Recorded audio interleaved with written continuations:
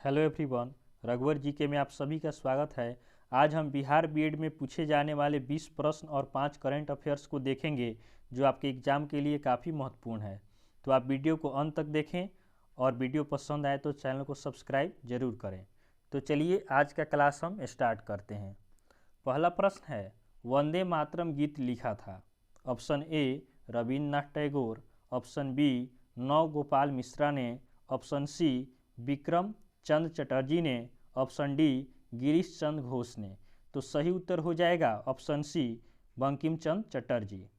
तो वंदे मातरम की रचना किसने की? तो वंदे मातरम की रचना बंकिम चंद्र चटर्जी ने की। तो ऑप्शन सी हमारा सही उत्तर होगा। चलिए अगले प्रश्न की ओर बढ़ते हैं। किस वर्ष उड़ीसा बिहार से अलग हुआ? तो उड़ीसा आपका 1936 में बिहार से अलग होता है। तो ऑप्शन सी हमारा सही उत्तर हो जाएगा कि 1936 में उड़ीसा बिहार से अलग हुआ। चलिए अगले प्रश्न की ओर बढ़ते हैं। अगला हमारा 3 नंबर प्रश्न है, 1878 का वर्नाक्यूलर प्रेस एक्ट किसने रद्द किया? तो बताना है कि वर्नाक्यूलर प्रेस एक्ट किसने रद्द किया। तो यह आपका लॉर्ड रिपन द्वारा रद्द किया गया। तो ऑप्शन ए हमारा सही उत्तर हो जाएगा कि लॉर्ड रिपन ने 1878 का वर्नाक्यूलर प्रेस एक्ट को रद्द किया। अगला प्रश्न है, अमेरिका में फ्री हिंदुस्तान अखबार किसने शुरू किया था? तो अमेरिका में फ्री हिंदुस्तान अखबार तारकनाथ दास ने शुरू किया था। तो ऑप्शन डी हमारा सही उत्तर हो जाएगा कि अमेरिका में फ्री हिंदुस्तान अखबार तारकनाथ दास ने शुरू किया। चलिए अगला प्रश्न देखते हैं, आनंद मठ के लेखक कौन है? हमें बताना है कि आनंद मठ के लेखक कौन हैं।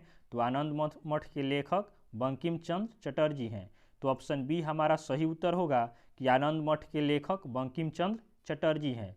हमने ऊपर देखा था कि वंदे मातरम की रचना किसने की? तो ये भी आपके बंकिम चंद्र चटर्जी ने की थी। अगला प्रश्न है, भूदान आंदोलन किसने प्रारंभ किया? तो भूदान आंदोलन विनोबा भावे ने शुरू किया।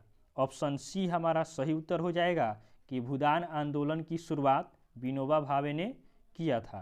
ऑप्शन सी सही उत्तर है। अगला प्रश्न देखिएगा, भारत की संविधान सभा किसके अनुसार गठित की गई? तो भारत की संविधान सभा को कैबिनेट मिशन योजना के तहत गठित किया गया। तो ऑप्शन सी हमारा सही उत्तर हो जाएगा। अगर आपसे पूछा जाए संविधान सभा की पहली बैठक कब हुई, तो यह आपका 9 दिसंबर 1946 को हुआ, जिसका अध्यक्ष थे आपका अस्थायी अध्यक्ष थे सच्चिदानंद सिन्हा और अस्थायी अध्यक्ष डॉक्टर राजेंद्र प्रसाद थे। अगला प्रश्न देखिए, भारत का राष्ट्रीय पंचांग किस संवत पर आधारित है? तो भारत का राष्ट्रीय पंचांग शक संवत पर आधारित है। तो ऑप्शन ए हमारा सही उत्तर हो जाएगा कि भारत का राष्ट्रीय पंचांग शक संवत पर आधारित है। चलिए अब हम अगला प्रश्न देखते हैं। अगला हमारा 9 नंबर प्रश्न है, प्रधानमंत्री की नियुक्ति कौन करता है? तो प्रधानमंत्री की नियुक्ति राष्ट्रपति करते हैं। ऑप्शन बी हमारा सही उत्तर हो जाएगा कि प्रधानमंत्री की नियुक्ति राष्ट्रपति द्वारा की जाती है। और किस अनुच्छेद के द्वारा की जाती है? तो अनुच्छेद 75 के तहत प्रधानमंत्री की नियुक्ति राष्ट्रपति करते हैं। तो आप इसे भी ध्यान रखेंगे। अगला प्रश्न देखते हैं। अगला प्रश्न है 10 नंबर। अगला प्रश्न 10 नंबर प्रश्न हमारे पास अगला है, भारत के प्रधानमंत्री पद के लिए उम्मीदवार की कम से कम कितनी उम्र होनी चाहिए? तो भारत के प्रधानमंत्री के लिए कम से कम आयु आपका 25 वर्ष होना चाहिए। तो ऑप्शन ए सही उत्तर हो जाएगा। और वोट देने के लिए न्यूनतम उम्र कितना होना चाहिए? 18 वर्ष। तो आप इसे भी याद रखें। अगला प्रश्न है, मंत्रिमंडल की बैठक की अध्यक्षता कौन करता है? तो मंत्रिमंडल की बैठक की अध्यक्षता प्रधानमंत्री करते हैं। ऑप्शन डी सही उत्तर हो जाएगा कि मंत्रिमंडल की बैठक की अध्यक्षता कौन करता है? तो प्रधानमंत्री द्वारा की जाती है। आप इसे याद रखेंगे। अगला प्रश्न है, संसदीय शासन प्रणाली सर्वप्रथम किस देश में विकसित हुई? तो संसदीय शासन प्रणाली सबसे पहले ब्रिटेन में विकसित हुई। तो ऑप्शन ए हमारा सही उत्तर हो जाएगा कि संसदीय शासन प्रणाली सबसे पहले ब्रिटेन में विकसित हुई। चलिए अगला प्रश्न देखते हैं। मंगल की परिक्रमा कक्षा में जाने वाले प्रथम एशियाई देश का नाम बताएं। तो प्रथम एशियाई देश आपका भारत था। मंगल की परिक्रमा कक्षा में जाने वाला प्रथम एशियाई देश भारत था। ऑप्शन सी सही उत्तर है। चलिए अगले प्रश्न की ओर बढ़ते हैं। सौरमंडल में सबसे बड़ा ग्रह है। तो सौरमंडल में सबसे बड़ा ग्रह आपका बृहस्पति है। तो ऑप्शन डी सही उत्तर हो जाएगा कि सौरमंडल का सबसे बड़ा ग्रह बृहस्पति है। अगले प्रश्न की ओर बढ़ते हैं।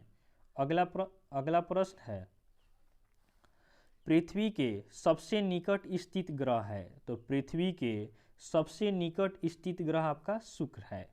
तो ऑप्शन बी हमारा सही उत्तर हो जाएगा कि पृथ्वी के निकट स्थित ग्रह आपका शुक्र है। ऑप्शन बी इसका सही उत्तर है। चलिए अगले प्रश्न की ओर बढ़ते हैं। अगला हमारा 16 नंबर प्रश्न है, भारत में श्वेत क्रांति के जनक माने जाते हैं। तो भारत में श्वेत क्रांति के जनक डॉक्टर वी कुरियन माने जाते हैं। तो ऑप्शन ए हमारा सही उत्तर हो जाएगा कि भारत में श्वेत क्रांति के जनक डॉक्टर वी कुरियन को माना जाता है। श्वेत क्रांति का संबंध आपका दूध उत्पादन से है। अगला प्रश्न है, दक्षिण भारत का मैनचेस्टर कहा जाता है। तो दक्षिण भारत का मैनचेस्टर कोयम्बटूर को कहा जाता है। तो ऑप्शन सी हमारा सही उत्तर हो जाएगा कि दक्षिण भारत का मैनचेस्टर कोयम्बटूर को कहा जाता है। चलिए अगला प्रश्न देखते हैं। अगला 18 नंबर प्रश्न है, मानव रुधिर का पीएच होता है। हमें बताना है कि मानव रक्त में पीएच का मान कितना होता है। तो मानव रक्त में पीएच का मान 7.4 होता है। तो ऑप्शन डी हमारा सही उत्तर हो जाएगा कि मानव रुधिर में पीएच का मान 7.4 होता है। चलिए अगला प्रश्न देखते हैं, रक्त का शुद्धिकरण कहाँ होता है। फेफड़ा, यकृत, किडनी, उपरोक्त सभी। तो ध्यान दीजिएगा, रक्त का शुद्धिकरण इन सभी में होता है। तो हमारा सही उत्तर हो जाएगा उपरोक्त सभी। फेफड़ा, यकृत, किडनी, इन तीनों में रक्त का शुद्धिकरण होता है। तो सही उत्तर हो जाएगा ऑप्शन डी कि उपरोक्त सभी। रक्त का शुद्धिकरण इन सभी में होता है। अगला प्रश्न है, पित्त निम्न में से किसके द्वारा पैदा किया जाता है। तो पित्त आपका यकृत के द्वारा पैदा किया जाता है। तो ऑप्शन ए सही उत्तर हो जाएगा कि यकृत के द्वारा पित्त का पैदा किया जाता है। चलिए अब हम 5 करेंट अफेयर्स के प्रश्नों को देखेंगे। जल दिवस कब मनाया जाता है। जल दिवस कब मनाया जाता है। तो यह आपका 22 मार्च को मनाया जाता है।